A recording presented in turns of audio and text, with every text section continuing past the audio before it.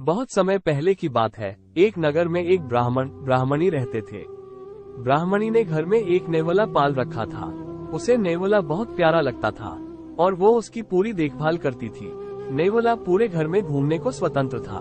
कुछ समय पश्चात ब्राह्मणी के एक लड़का पैदा हुआ। तब ब्राह्मण ने अपनी पत्नी से कहा, देखो, हमारे घर में एक प्यारे से बच्चे ने जन्म लिया है। अब इस नेवले को घर से निकाल देते हैं, कहीं यह नेवला अपने बच्चे को नुकसान ना पहुंचा दे। ब्राह्मणी ने ब्राह्मण की बात नहीं मानी, क्योंकि उसे नेवला बहुत प्यारा था। नेवला घर में पहले जैसे ही रहने लगा। ब्राह्मणी अपने बेटे के साथ साथ उस नेवले का भी पूरा ख्याल रखती। धीरे धीरे समय गुजरने लगा।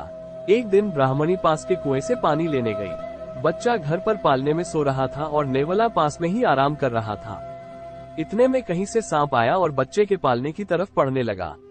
नेवले ने सांप को बच्चे की तरह आते देखकर वो सतर्क हो गया। नेवला तो वैसे भी सांप का दुश्मन होता है। नेवला सांप के ऊपर टूट पड़ा। बहुत देर सांप से लड़ाई करने के बाद नेवले ने सांप के टुकड़े टुकड़े कर दिए। इस कारण घर में सब तरफ खून के छींटे बिखर गए। नेवले का मुंह भी खून से भर गया। नेवला बहुत ही खुश हुआ कि उसने अपने मालिक के बेटे की जान बचा ली। वो अपनी बहादुरी दिखाने के लिए घर के दरवाजे पर बैठ गया, ताकि ब्राह्मणी जब आएगी तो उसे इस काम के लिए शाबाशी देगी। जब ब्राह्मणी कुएं से पानी लेकर लौटी तो उसने दरवाजे पर खून से सने हुए नेवले को देखा। ये देखकर वो बहुत ही घबरा गई।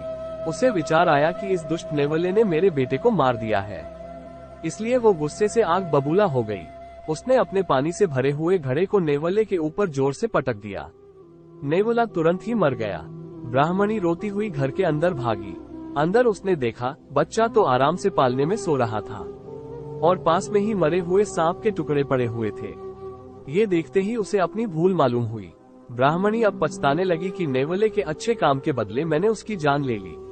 ब्राह्मण जब शाम को घर लौटा तो उसे सारी बात बताई। उसने ब्राह्मणी से कहा, बिना सोच विचारे जो काम किया जाता है उसका ऐसा ही परिणाम होता है। दोस्तों, हमारे जीवन में भी बहुत सारे पल ऐसे आते हैं जिसमें हम आवेश में आ जाते हैं।